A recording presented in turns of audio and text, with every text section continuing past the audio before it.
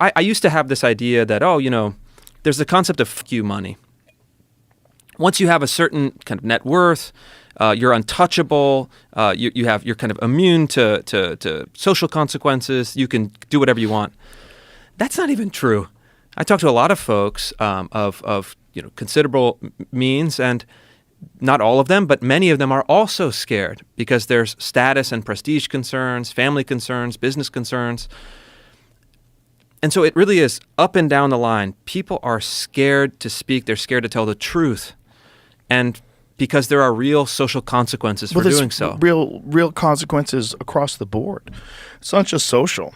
There's economic consequences. There's consequences in terms of your own personal safety. Yeah. There's a lot of weird shit is going on that people are just tolerating. And it's so strange for me I'm 56 years old. I was born in 1967. I lived in a different world. And, I grew up in a world with no internet. And so to watch this world change the way and to be a part of the internet now and to have existed in both worlds is a very fascinating contrast because I get to see, like, how old are you? 39. Okay, so you don't know shit. You don't know shit about the pre-internet days.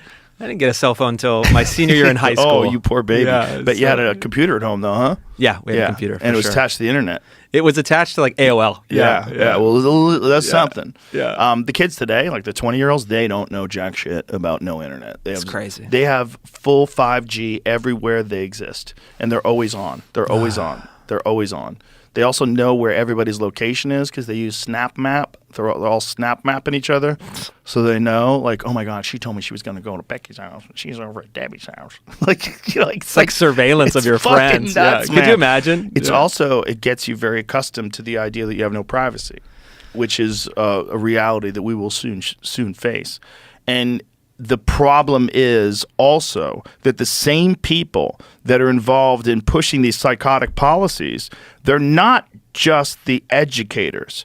They're also these institutions that recognize the power dynamic and the amount of influence that you can have. If you can get people to adhere to these things, you can get them to do something really stupid, like submit to a social credit score system, which you would attach to a centralized digital currency. Now you've got communism, and it's like that. It's very quick.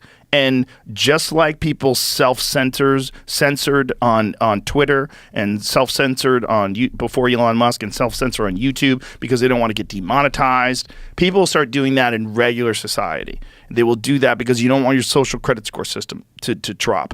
And it could be something as simple as not using Zer. Yeah. Not using Zer, and all of a sudden you get hit with a federal charge of not using Zer. And now you are being tried for discrimination. And if those psychos are in charge, you might get convicted. And now all of a sudden you've got a real Soviet Union-style gulag situation in 2029, the United States of America, with Admiral Levine as our first female president.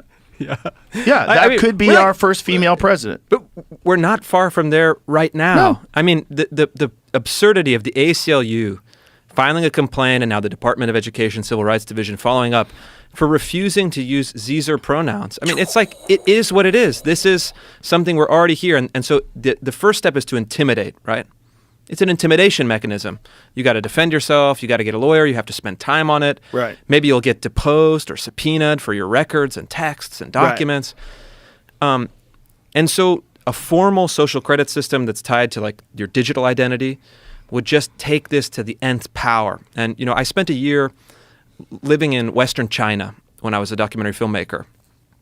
And this is like where the Uyghurs are. The Uyghurs are the Muslim minority population of China's West, and they're ruled by the Han Chinese, who comprise the majority of the country.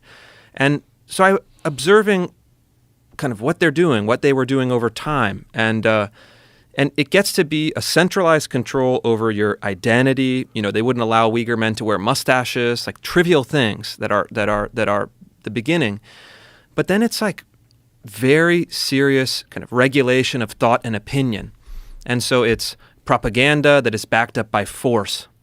That's really all that we're talking about. And we have in a much milder form, like a kind of like a light beer form, propaganda that is backed up by the force of the state. And we have to push at every opportunity. And look, I'm a conservative. I work with conservative politicians and intellectuals because we're cobbling together the only viable counter movement. You can't solve this by culture alone. You have to get in the arena of politics, you have to change the law, and you have to replace institutions that are broken with new institutions. It's an uphill fight. There's not a huge reservoir of talent and resources at our disposal, but what I've been trying to do, whether it's with Harvard or critical race theory or DEI, all of these stories that I've broken and campaigns that I've run, is at least turn people on to the idea that something is deeply wrong, put a name and a face to it, and then offer some pathway for them to resolve these problems.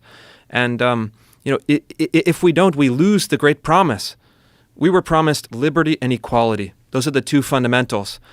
You don't see, people don't even have an understanding of what that means anymore. And so we have to recover intellectually what has been erased from our discourse, and then we have to fight in the arena of actual political power.